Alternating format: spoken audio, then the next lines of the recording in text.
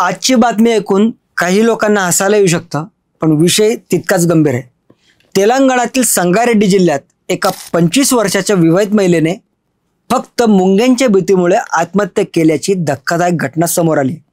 नेमका काय विषय आहे सॉर्ट आउट करून सांगतो। मनीषा चिंदम असं मृत महिलेचं नाव आहे। आत्महत्येपूर्वी तिने आपल्या पतीला लिहिलेल्या चिठ्ठीत म्हटलंय, मी या मुंग्यांसोबत राहू शकत नाही, बाळाची काळजी घे। नेमकं काय घडलं? संगारेड्डी जिल्ह्यातील अविनापूर भागात ही घटना 4 नोव्हेंबरच्या संध्याकाळी घडली। पोलिसांच्या माहितीनुसार मनीषा आणि तिचा पती श्रीकांत चिंदम गेल्या वर्षभरापासून नव्या होम्स या अपार्टमेंटमध्ये राहत होते। 4 नोव्हेंबरला मनीषाने आपल्या लहान मुलीला नातेवाईकांकडे सोडून दिलं होतं, कारण तिला रोजच्या प्रमाणे घराची स्वच्छता करायची होती। त्या दिवशी दुपारी मनीषाने पतीला मेसेज केला, मुलीसाठी खायला काहीतरी स्नॅक्स घेऊन ये। संध्याकाळी श्रीकांत घरी परतला तेव्हा दरवाजा आतून बंद होता। दरवाजा तोडून आत शिरल्यानंतर मनीषाचा मृतदेह सापडला। मनीषाच्या जवळून एक सुसाईड नोट मिळाली आहे, ज्यात तिने म्हटलंय, हाय श्री, मी या मुंग्यांसोबत राहू शकत नाही, बाळाची काळजी घे आणि देवाला दिलेला नवस पूर्ण कर। या नोटमधून मनीषा मानसिक तणावाखाली असल्याचं स्पष्ट होतंय। पोलिसांनी घटनास्थळी पंचनामा करून प्रकरणाचा तपास सुरू केला। तपासात समोर आलेली काही महत्त्वाची माहिती। पटनचेरूचे पोलीस निरीक्षक नरेश यांनी सांगितलं, मनीषाला लहानपणापासूनच मुंग्यांची भीती होती। तिने या संदर्भात समुपदेशन देखील घेतलं होतं। पुढील चौकशीत मनीषाच्या पतीने एक धक्कादायक माहिती समोर दिली आहे। सुमारे 1.5 वर्षांपूर्वी त्यांच्या लहान बाळाच्या डायपरमध्ये मुंग्या घुसल्या होत्या। या घटनेनंतर बाळ सतत रडत होतं। मनीषाने ते पाहिलं आणि ती हादरली। त्या प्रसंगानंतरच ती मुंग्यांना अतिशय घाबरू लागली।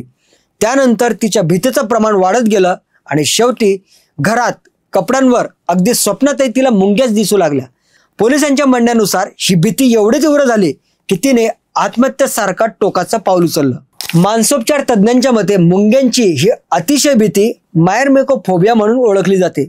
या विकारात व्यक्तीला लहानशा मुंग्यांचंही अस्तित्व अतिशय भयानक वाटू लागतं। काही लोकांना भास होतात की मुंग्या त्यांच्या अंगात शिरतायत किंवा त्यांना कुरतडतायत।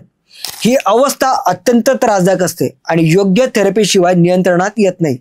लहानपणी निर्माण झालेली ही भीती वाढत जाऊन फोबियामध्ये रूपांतरित होते आणि नंतर भ्रमांच्याही टप्प्यावर पोहोचते।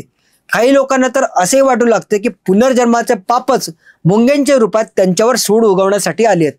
ही मानसिक अवस्था अत्यंत त्रासदायक असते। करीमनगरचे मानसोपचार तज्ज्ञ डॉक्टर M.A. करीम म्हणतात, हा आजारपण नाही तर एक मानसिक विकृती आहे। कल्पना आणि वास्तव यांच्या सीमारेषा पुसट झाल्या की माणूस अशा भीतीमध्ये अडकतो। सोशल मीडियावरचा वाद।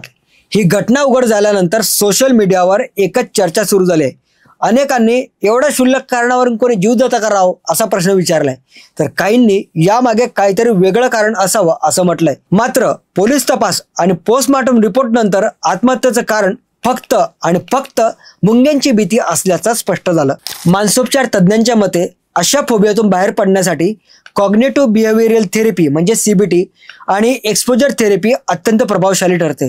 तज्ज्ञ सांगतात की अशा भीतींवर उपचार होऊ शकतात, फक्त वेळेत योग्य सल्ला घेणं आवश्यक आहे। मित्रांनो, जर तुम्हाला किंवा तुमच्या ओळखीतल्या कुणाला मानसिक तणाव, फोबिया किंवा आत्महत्येचे विचार येत असतील तर खाली दिलेल्या हेल्पलाईन नंबरवर तुम्ही संपर्क साधू शकता।